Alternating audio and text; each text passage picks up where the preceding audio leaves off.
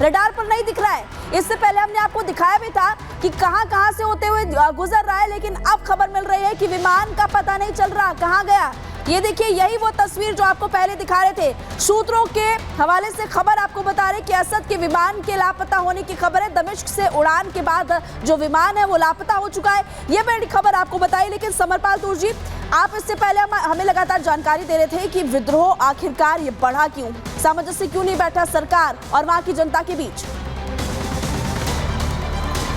Group captain UK Devnath sir लगातार हमारे साथ बने हुए। सर, ये महत्वपूर्ण जानकारी, अब इसको कैसे देखा जाए? असद का जो विमान अभी तक ट्रैक किया जा रहा था, हम भी अपने दर्शकों को ग्राफिक्स के जरिए दिखा रहे थे कि विमान कहां पहुंचा है।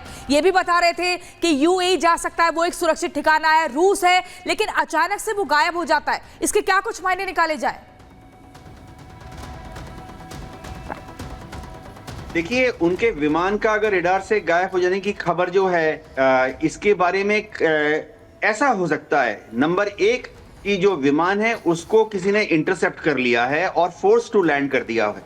देखिए, वहां पर आसपास आसमान में इजराइल एयरफोर्स का बहुत बड़ा दबदबा है, तो हो सकता है कि इजराइल की एयरफोर्स ने उनके विमान IL-76 को कहीं पर फोर्स लैंडिंग करा दी हो, चाहे इजराइल के अंदर या लेबनान के किसी एयरफील्ड में, जहां पर कि अमेरिकन सरकार के साथ कुछ तरह की बातचीत हुई होगी। दूसरा वर्स्ट केस सिनेरियो ये हो सकता है कि या तो विद्रोहियों के किसी एंटी एयरक्राफ्ट मिसाइल ने, या हो सकता है इजराइल की एयरफोर्स के ने ही अब एक एंटी एयरक्राफ्ट मिसाइल का इस्तेमाल करके इस जहाज को आसमान से गिरा दिया हो। छन छन के खबरें आ रही हैं। बहुत बड़ा जहाज होता है IL-76। मैं फिर से कह देता हूं कि अगर वो IL-76 से इस लेट मोमेंट पे भागने की कोशिश कर रहे थे तो ये शायद एक सही तरीका नहीं था, क्योंकि सबको मालूम था कि वहां पर आसमान जो है वो सुरक्षित नहीं है। आसमान में इजरायली एयरफोर्स का दबदबा है, और ऐसे में अगर वो हवाईया से जाते हैं तो शायद उनके जो सलाहकार हैं उन्होंने उनको सही सलाह नहीं दी। सही तरीका ये होता कि वो सड़क के रास्ते वहां से महज 90 किलोमीटर की दूरी पर था हिजबुल्लाह का लेबनान वाला एरिया, दक्षिण लेबनान का एरिया, और सबसे अच्छा तरीका ये था कि बिल्कुल यूके देवनाथ जी, आप बता रहे हैं कि आखिरकार जो विमान अभी लापता नजर आ रहा है उसके क्या मायने निकाले जाते हैं। लेकिन अब आपको ग्राफिक्स के जरिए बताते हैं कि विद्रोहियों का कहां पर कब्जा देखने को मिल रहा है।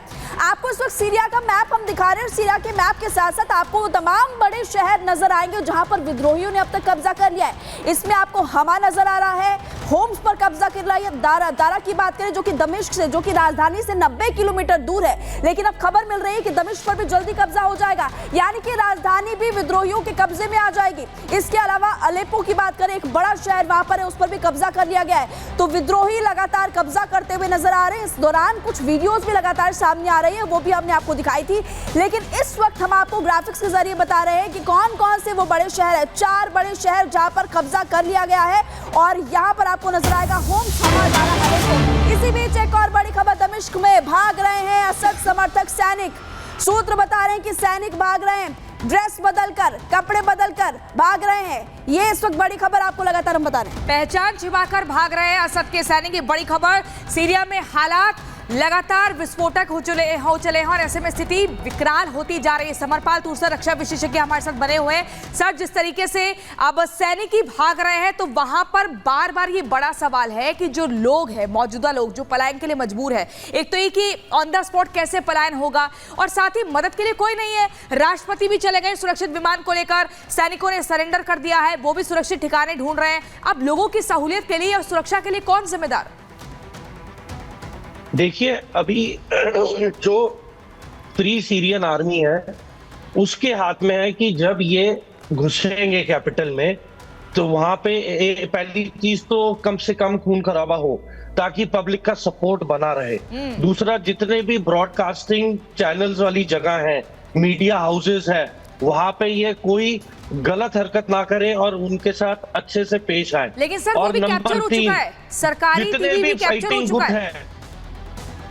कैप्चर हो चुके हैं, पर ये नहीं है कि उनका ब्रॉडकास्ट बंद हो गया है। हाँ। उनकी ब्रॉडकास्टिंग चल रही है, उन्होंने डिस्ट्रॉय नहीं किया है, क्योंकि एक यही जरिया है जिसके जरिए जो फ्री सीरियन आर्मी है वो डिक्लेयर करेगी कि वो पूरे काबू और कब्जे में है।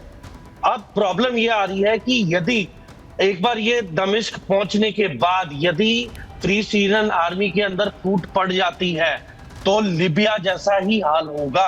यहाँ पे फिर अलग अलग गुट के जो नेता हैं, जो वॉरलॉर्ड हैं, ये आपस में लड़ेंगे पावर स्नैचिंग के लिए और फिर पूरी कंट्री आउट ऑफ कंट्रोल और कियोस में चली जाएगी। यानी कि समरपाल तूर जी, पूरी कंट्री आउट ऑफ कंट्रोल होते हुए नजर आएगी।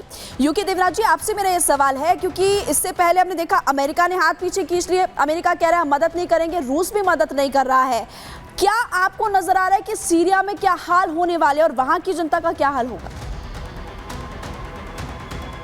जी हाँ, सीरिया में जहां तक जनता की बात है, ये बहुत जरूरी है कि जो एचटीएस है उनको अब ये उचित होगा कि वह शांति लाने की कोशिश करें। अगर उन्होंने सरकारी इमारतों पे कब्जा कर लिया है और बशर अल असद जो है सीरिया छोड़कर भाग चुके हैं, तो वहां पर शांति स्थापना करना बहुत जरूरी है।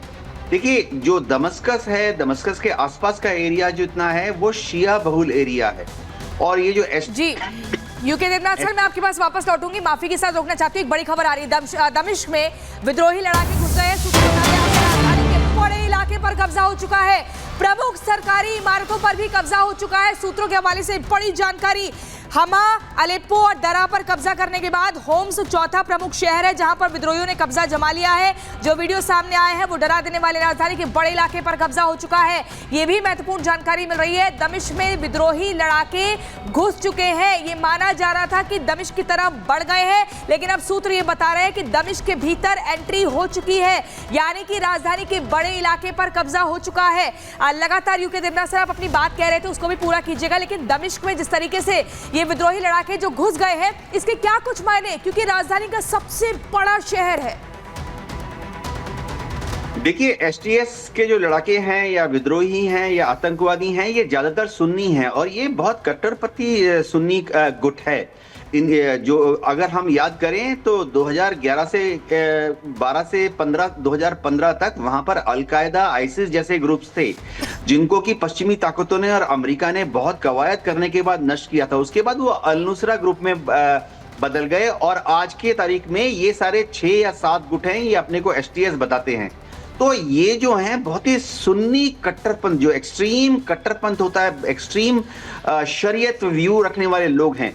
तो इनको सबसे पहले तो अपना काडर को कंट्रोल रखना पड़ेगा कि वो दमस्कस के जो आम शिया लोग हैं या जो दमस्कस में सरकार के समर्थन में कंट्रोल करने की जरूरत है, क्योंकि खामियाजा जनता को भुगतना पड़ेगा। आप दोनों का फिलहाल बहुत बहुत शुक्रिया सर। और इन्हीं खबरों के बीच हमें रुकना होगा एक छोटे से ब्रेक के लिए, लेकिन कहीं मत जाइए, ब्रेक के उस पार भी लगातार खबरों का सिलसिला जारी है। आपको दिखाएंगे सीरिया में तख्ता पलट, असद सरकार गिरी, ये बड़ा सवाल है। आप देखते रहिए रिपब्लिक भारत।